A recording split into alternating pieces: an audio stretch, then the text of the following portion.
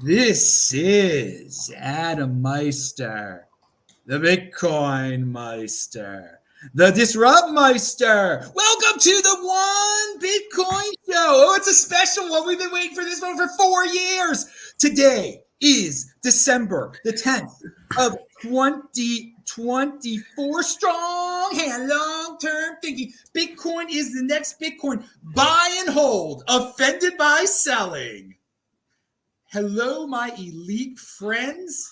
How are all of you? You know, you guys are in for a treat. We have a special guest. We haven't had a guest on the show for a while, but back 4 years ago, I think it was October of 2020, Charlie Lee was on my show. It's linked below. The last few minutes, we were talking about the future, and he said, I'll summarize everything. I'll have to return to the show when it gets to the 6-digit realm. And I said, I'll remember. Okay, 6-digit realm. And here it is. He came through on his promise, baby. 6-digit realm. A lot of you saw me celebrate on Twitter. Follow me there at TechBalt, TECHBALT. But now he has fulfilled the promise. He has come to the show. And look, I'm wearing the same exact shirt I was wearing on the last show with him 4 years ago. Wow, I must be really poor. I must be doing horrible. This Bitcoin thing must have been treating me really bad if I'm wearing the same shirt. All right, Charlie Lee, baby. It's awesome to have you back. Welcome. Tell me, what was your reaction when we got to 100K? Well, first of all, Adam, thanks for having me back. I remember, actually, I went back to look at the show from 4 years ago, and I think I said, I promise I won't return unless we're over 100K. Okay, yeah, well, it's the same thing. I didn't promise to return, but here I am, though. Sadly, we're not above 100K now, so I probably should leave and come back later. Well, okay, it'll be a short show then, people. But no, pound that like button to everybody for his dry sense of humor there. No, dude, it was a fun time, and the moment you said it, I've got a really good memory, so I just stuck it. I stuck it in my head there to follow up with you. And the funny thing is, we really didn't keep in contact online until I haven't talked to you in 4 years. Well, no, but you did. Yeah, I was about to say we ran into each other at Tone Base's conference. Okay, yeah, that's right. That's a while also. Yeah, we got to meet in person for the first time at Tone. So that was in between. Now a lot has happened between these beautiful moments. And I want to thank Paul in the chat. He sent $35. Thank you very much. Anybody wants to do a super chat, send it with a question, whatever. We'll answer your questions real quick. But it is going to be a really quick show, though, because we got things to do. I got to eat. I got to go to Baltimore in the morning. So, but see, I mean, you've expected this for a while. And for those of you know, Charlie Lee, his brother, they are OGs of this space. They've been around longer than I had, and so that's very long. And of course, Charlie Lee is known for being the founder of Litecoin also. Look, we didn't talk about Litecoin until like 5 minutes into the show. Pound it, everybody. So no, seriously though, what is your take on the 100K? Is it just the expected? You're a very calm man. Did it change your life at all? Well, it's kind of expected, right? Like since the last bull run, kind of everyone pretty much expected us to hit 100K this time. Bitcoin is inevitable. It just keeps going up. So, yeah, who knows how high we're going to go this bull run, but it's doing amazing. Okay, now what I want to say about this bull run and other bull runs that we've been in, we've heard a lot of FUD in our days. We have heard, and this is going to take us to a very current event. One of the favorite FUDs people like to throw out at us is that quantum computing is on the way. So Google announces Willow or something like that, okay? And the price dropped. I think that's why the price dropped to whatever it dropped yesterday. It seemed to so we're going to have to deal with this Willow stuff for the next who knows how long. Do you have any take on that? Have you heard about that at all? Not much. I mean, this quantum computing thing is always going to be an issue, but it's something that I believe is solvable. When the time comes, we can just switch to a quantum safe algorithm. I mean, people it's work that needs to be done and should be done and needed to be done before quantum computing can crack like Satoshi's keys, for example. Yes. Yeah. Well, it's very far away soon. People just, there was some guy on Twitter said, oh, look, Bitcoin must be dead now because they have quantum. No. Well, actually, yeah, I want to correct that. Actually, Satoshi's coins actually should be. Wait, I actually don't know. Did he send to hash or did he send to like a private key? Because his were from like way back when. Maybe sent to hash wasn't available back then for Bitcoin. So it's possible Satoshi's keys are at risk. But for the most part, most people's coins are not really at risk by quantum computing unless they've spent from it already. Okay. So that's, I mean, that even makes it more illogical to panic over a slight improvement on getting closer to quantum computing. So, and even Twitter issued one of those little corrections, but below hand, it said like, no, they'll change the algorithm before, they'll fix things before it even happens. So likely. Yeah. Likely. Plus quantum computing will wreak havoc in the whole financial system. Like the whole thing will collapse when that happens. Well, it's like a Y2K issue all over again. Well, yeah, everyone's password for everything, not just money. Yeah, but we're not there yet, people. I mean, people just love FUD. People love doom and gloom, and we are living in a freaking golden age here. Now, between the last time the two of us talked, actually, something that happened that really pumped Bitcoin to an all-time high a little bit early was the Bitcoin ETF. And now we are getting a new administration. And it's so funny. Last show you were on, we were talking about the 2020 election coming up and what could happen. But now we're after the 2024 election. And so this administration is going to be very, it's going to favor cryptocurrency. It's going to stop, trying to shut down every worthwhile technology and shame people that are involved in it. It's, they're not going to hate successful people.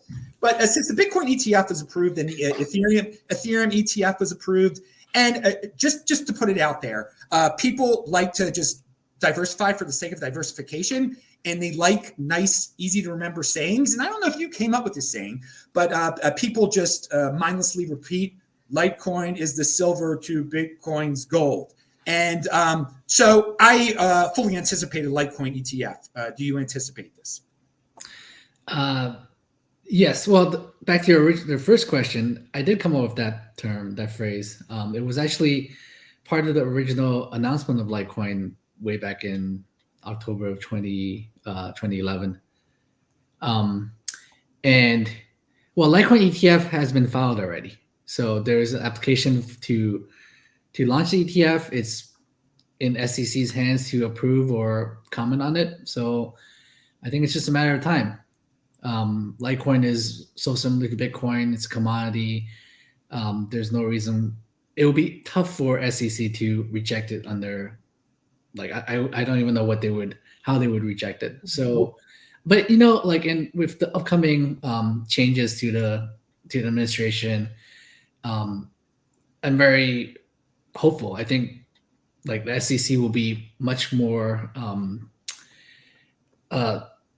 lenient and pro crypto than before. So looking forward to that. Yeah, there's no doubt in my mind about it. And I guess I didn't know that one had been. Who filed it? Which big company filed that one? So, Canary Capital. Oh, just Google Litecoin ETF and you'll find all the news about it. What day did that? When was that press release? How recent was that? It was soon after our 13th birthday, so it was October 16, 20, something like that. I don't think I did know about it. I kind of feel like I'm getting confused as I know they filed for a Solana one, and then I didn't even think once this new administration started, I'm like, wait a second, Elon Musk is part of this. He's going to get a freaking Dogecoin ETF, and Dogecoin is just Litecoin. Dogecoin is just joke Litecoin. I mean, you can elaborate. Joke Litecoin. I mean, that's the truth. That's what it is. Explain to the people. Well, Dogecoin is a fork of what is it called? Lucky Coin, which is a fork of Litecoin. So yeah, Dogecoin is a fork of Litecoin. So I mean, and Litecoin is a fork of Bitcoin. So Yeah, it's pretty amazing how well Dogecoin has done the past few years. It's the power of the meme. Well, it's the power of the of the meme and having a charismatic leader who really just takes over. Now, what you did is you stepped away, which is the right thing to do in terms of, well, the other subject matter that I was going to bring up that you might be shocked that I'm bringing up. Back in the day, there were some very charismatic people around specific. Dash had Amanda. Litecoin had. You're a very smart. You're not energetic like the freaking BitcoinMeister. It seems like you're on cocaine all the time. Like I'm not. I don't do any drugs. But you were just this laid back dude. But you were associated with Litecoin and Bitcoin. Well, I still am. I haven't left. You still, yes, you are, but there's you in a way you're not a major holder of it or anything like that. You rid yourself of some financial obligations so that if we ever had a horrible government, they would never try to attack you or something like that. You did something that was very wise, and you could work on Litecoin and not be like people saying, oh, he's making it crash, he's doing this just because he's got to whatever. You did a smart thing back in the day. But my point, and now it's been a while, but Roger Ver was very much associated with Bitcoin. He was called Bitcoin Jesus. And eventually he broke everyone's heart and he became associated with this thing called Bcash. And I had him on my show once, and I predicted that one day the government would could easily go after him and ruin his coin because and they did. And they did. Yeah. But why they have gone out, and I'm going to ask you, I'm going to state my opinion on the subject matter and just catch everybody up, because a lot of people, he is now making the rounds on alternative media channels. He was on the Charlie Kirk show the other day, which is a big show. Okay. That is a big conservative show out there. And he had his, Roger taped his mouth. He only let his female lawyer speak for him. Okay. It was a whole, production. But these guys don't know the shows that he's appearing on, and Eric Weinstein, I think, vouched for him too. They don't know the whole history, okay? So they still call him Bitcoin Jesus, and they're saying that the government is going after him because he's into Bitcoin, and he's trying to portray himself as a martyr for Bitcoin, okay? And other people are just jumping on that, and his lawyer was. Now, he is no martyr for Bitcoin. What they're going after him because they said he didn't pay some exit taxes. He's no longer an American citizen. They say, he had a lot of Bitcoin and obviously he sold a lot of it for Bcash, and there was all sorts of tax implications. I think it's ridiculous what they're going after him for. Okay. I really do. But I think in the Bitcoin community, we got to speak up and say now that I don't agree with Roger on so much. I don't think he's the greatest dude in the world either. And I don't like him being portrayed as this angel, this saint, as still calling him Bitcoin Jesus, as if he gave his life for a movement or something like that. No, I'm not doing that. First of all, I'm Jewish. I'm not going to, whatever. But this is pound that like button for getting the religion in there. But no, seriously. So, what is your take on that? I mean, you said, yeah, they got. I read the kind of the charges, right? So allegedly he kept his Bitcoin with his company and then didn't report taxes on the gains, and kind of gifted it to himself afterwards, after he left the country. So, if that's what he did legally, he kind of tried to avoid paying taxes, and they have a right to go after him because he kind of lied about it. I don't really know the details, so I can't really comment on whether that's fact or fiction, right? But then the fact of the matter is they did go after him, and he is kind of in quite a bit of trouble right now. So hopefully he can fight this off and fix things. Yeah, I believe he was captured in Spain or something. He wasn't even in America. So he's avoided America, but they got him. If you've done something they think that you've taken too much, you haven't paid your taxes, where they can go after you. So I anticipated something like this would. I knew Richard Hart would get in trouble too eventually also, and he's involved. We only talk about it. Richard Hart is another. It's not a story altogether. Yeah, he had to know too. He must have just went crazy. Although he is spending a ton of money. I give Richard a hard credit. If he wins his case, it's going to be very good for everybody else. Like basically, Hex won't be a security, so nothing will be a security. It'll be great. Everyone will be able to print their own money and sell it off of their website, basically. I'll be very surprised if he wins that case and Hex is not a security. Well, then you will not be very surprised with something that I've always said is that he will never step foot in the United States of America again. Obviously, I assume he has no plans to do that. Probably. Where is he right now? No, he's hidden in some Eastern European country or something. They haven't.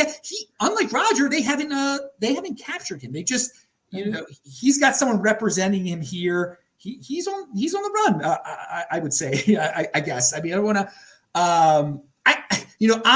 I'm very liberal. He's made a lot of money, in very shady ways. So yeah, he wanted to become a billionaire. Whereas Roger made his money fair and square. I don't know about his tax issues, but Roger did not scam anyone to make money. Yeah, I agree with that. What Richard was doing was, according to the law, what Richard was doing was shady. Yes.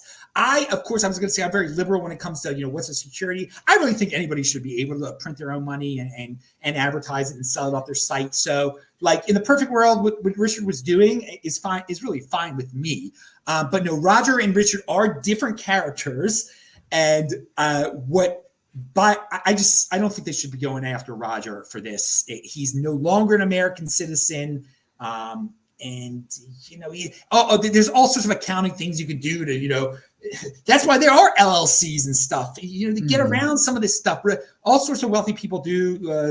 They figure out the best way, the most legal way to pay as few taxes as possible, and that's what it appears he tried to do. It again. I'm not going to get caught up in all the legal minutia because I am not a lawyer. I don't know all the. So I do have to be careful though. I mean the government has pretty much gotten everyone else except for me so far. So that is what I was saying. That's why I was saying it was very smart of you to publicly sell all your Litecoin when you did. That was just it.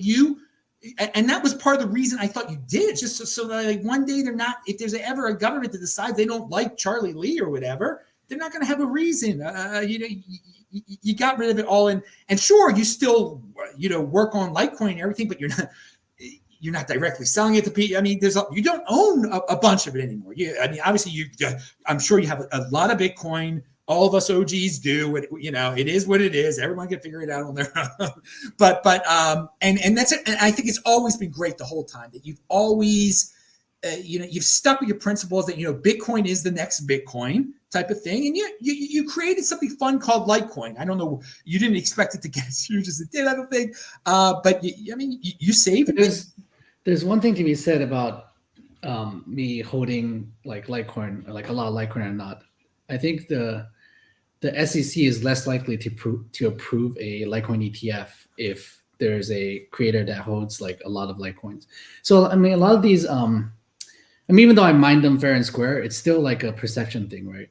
Whereas a lot of these other coins, they have a huge founder stash, right? Like a pre-mine, a huge founder stash that a centralized company is using to effectively develop and pump the coin, right? So it's kind of a very centralizing thing, and it leads to it being more of a security than a commodity. So that's a big thing that SEC cares about. So by kind of selling the small stash that I have and just kind of keeping financially separated from it really helps the case that Litecoin is a commodity and not something that is associated with a centralized entity that's working on kind of marketing and pumping the coin.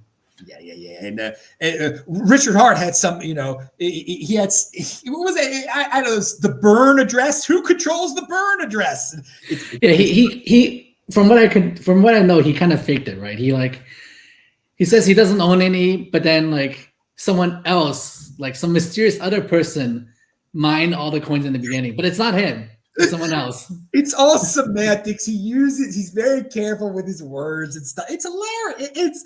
It's funny. And these people worship the dude. I think it's crazier than the people worship Craig Wright. I mean, that's a real cult. I mean, like when the dude is proven to be a fake, You still come up with excuses why he's a fake. Oh man, we've seen. I mean, with the BSV cult, it's unbelievable. It just shows how some people just love a strong man, and they will come up with any excuse. Like that makes them believe in. The more busted he gets, the more they believe in. The more ridiculous of a story they're willing to. Well, I mean, they basically say the government's going after him because he's Satoshi, right? And the more busted he is, it's like the more they're really going after him, or that it's he's pretending to not be Satoshi. So we'll quickly mention something that I know that Craig Wright Cleansey doesn't like. I think he doesn't like privacy or something like that. With privacy, everything's auditable by the government. My coin is a government coin. How is the Mimblewimble stuff on Litecoin going? I really have never followed up with you about that stuff.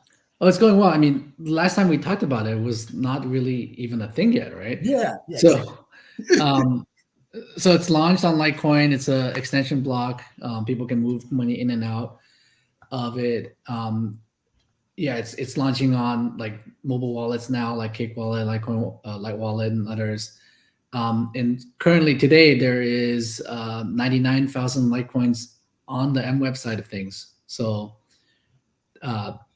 that's like what is it, 10, 13, $12 million worth of Litecoins that is on MWeb. Yeah, so it's doing well. Yeah, that's that is very good. Lots of progress there. That is something that Bitcoin can learn from. That's one of the cool things about Litecoin. You can experiment on it. Oh wait, didn't Litecoin have, what did it have first? That before Bitcoin did, it was we activated SegWit, yeah. SegWit, yeah, it was SegWit. That was, oh god, that's such a memory of such a long time. Yeah, 2017. Yeah, it was experimented. It showed that it worked on Litecoin, and again, to remind people, Litecoin is just Bitcoin. I mean, it's the same thing. So that's another reason why the ETF should get approved, is that it's just it's the same type of mining and everything like that. It was created the purpose is to keep it very close to Bitcoin, so it's very easy for anyone to add Litecoin to anything, because it's effectively the same as Bitcoin for the most part, just a few minor changes. And MWeb is like the biggest change that we've ever done on Litecoin. Yeah. And we also try to keep it kind of separate, so it's easy to merge back in Bitcoin code. So it's worked out well. What's really, when did you come up with, do you remember what year it was you came up with it's the silver to Bitcoin's gold saying? Oh, it's right in the beginning, like I said. It was just before I launched it. Oh, wow. So It's so funny that now, all these years later, it's just a matter of time before some talking head on CNBC or whatever says, yeah, the Litecoin ETF was approved today. It is the silver to Bitcoin's gold. I mean, that's why it was, because obviously we have a gold ETF. We need a silver ETF. Somebody will mindlessly say, I mean, it's very close to being said now. Get ready for that prediction, dudes. Yeah. All right. So speaking of predictions, we are getting close to the end of the show. And speaking about the mainstream media, are they talking about $100,000 Bitcoin? I don't really watch it anymore, but it seems like it's really been ignored. Must be talking about it. I don't watch mainstream news. No, they're not. My mom really didn't know. And something mainstream media is talking about that some of you might have questions about. The United Healthcare murderer guy. He's from Baltimore, and he went to the private school right next to my private school in Baltimore. So we've been hearing a lot about this. But the mainstream media, all I hear about is, elections and murders and war. I didn't see it on FoxNews.com or CNN.com. I do check those. I did not see 100K mentioned on those at all. So I don't know, man. They should be talking about it, but normies seem to. I mean, again, back in 2020, there were people that were just satisfied. Oh, Joe Biden's president. Now my life will be great for that. And they don't get into investment or anything like that afterwards. Meanwhile, we held on to what we got. We know that life is way beyond politics. So let's get into not exactly predictions, but you said you're not going to return to my show until Bitcoin gets to 100,000. So what's our next goal? I mean, I don't know what to. I don't want to say 1 million. That's a 7-digit realm. Maybe something in between or something like that. I don't know. Way back, basically since the beginning when I first got into Bitcoin, I thought the real long-term goal is to get to basically gold parity. Gold. I knew you were going to right? say that. Yeah. Gold parity is it was at the time $500,000 per Bitcoin. I don't know what it is today, but yeah, that's around that price point would be where gold where Bitcoin as an asset class is as big as gold. This is a great thing. Yes, Charlie Lee says he'll return to the show when the gold market cap is surpassed by the Bitcoin market cap, baby. Wouldn't that be a day? That will be a fun day. That will be a really good. Because I've always hoped that would happen. I mean, we're already into. Well, nobody expects it, right? It's always like it's kind of a pie in the sky kind of thing. It seems so far. Like 100K seemed really far off from when we started. I knew there was a chance that last cycle we could freak into it, but I knew this cycle we had to. So I'm not comfortable in saying what cycle the gold one would possibly. I would have to study it a little bit more. I'm not for this cycle. It's not. I don't think it's not happening. There's some people that have been saying, "Oh, we're going to get to 1 million this time." No, I know we're not going to get. I mean, it is possible to get to 500K this time, but I don't think that's going to happen this time. But next cycle should be doable. All right, here we go. We got one last question from the crowd here. $10 from TuneIn dropped out. As crypto matures into a reputable asset class, individuals who thought they would be able to game the lack of regularity framework are finding it harder and harder to fly under the radar. That's a good point. I think that's yeah. I mean, yeah. It's a reputable asset. You're not going to be able to. Some of the shady places where BTC-E does not exist anymore. Pound that like button. That was quite a place, wasn't it, Charlie? It was, and for the longest time, Binance was the go-to place, right? That replaced BTC and others. Yeah, but I'm just saying, BTC-E was the wild, wild west. I bet you like 90% of your audience has never even heard of BTC. Oh, of course not, because the guy got arrested by the government like in 2016, right? Or he a while back.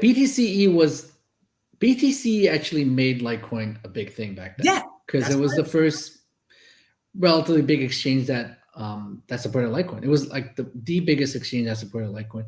Mt. Gox was always supposed to support Litecoin, but never did.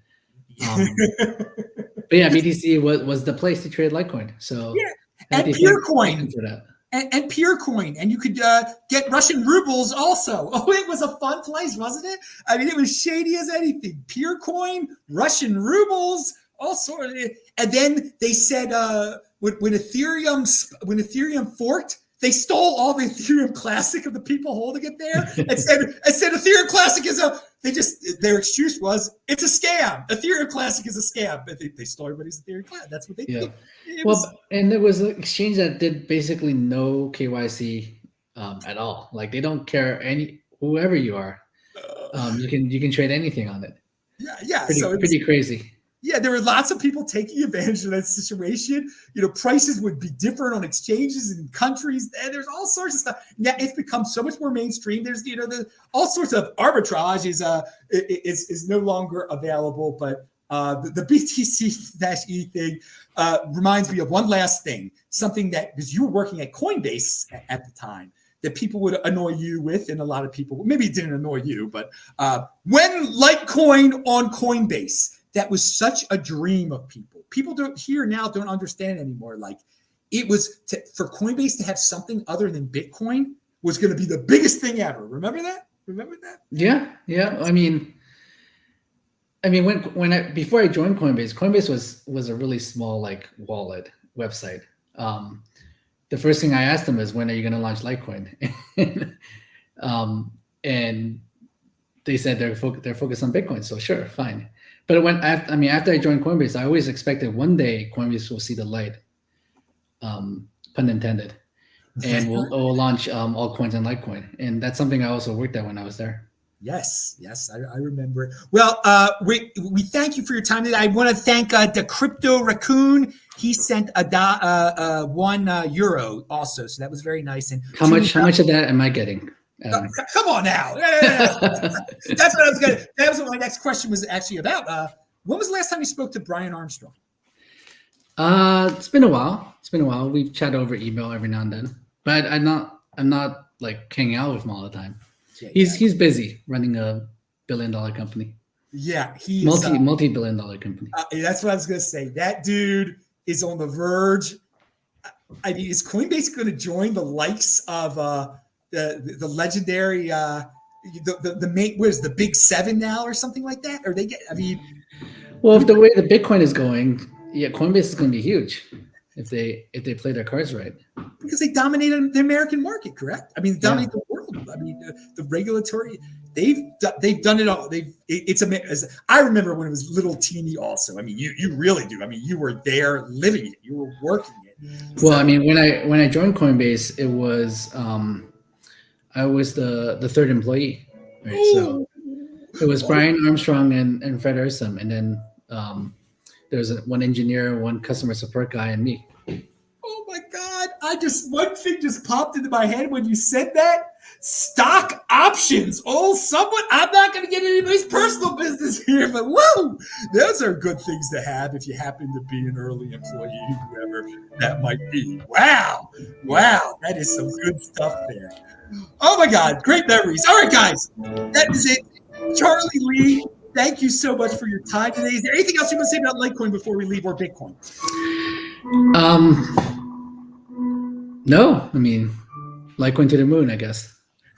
And Bitcoin to the moon too, of course. Well, Bitcoin's already there, so Bitcoin's going to Mars. Mars, yeah. There we go. There we said at the same time. All right, thank you very mumuch, Charlie. I'm Adam Meister, BitcoinMeister, DisruptMeister. Pound that like button. Everybody follow me on Twitter, TCHBLT. Follow Satoshi Light on Twitter also. That is Charlie Lee. You can find him easily. And I think that music means it's overdue. Thanks a lot, Charlie. Okay, thanks, Adam. Bye-bye. Yep, bye, guys. Yeah. All right. That was beautiful. It is, it's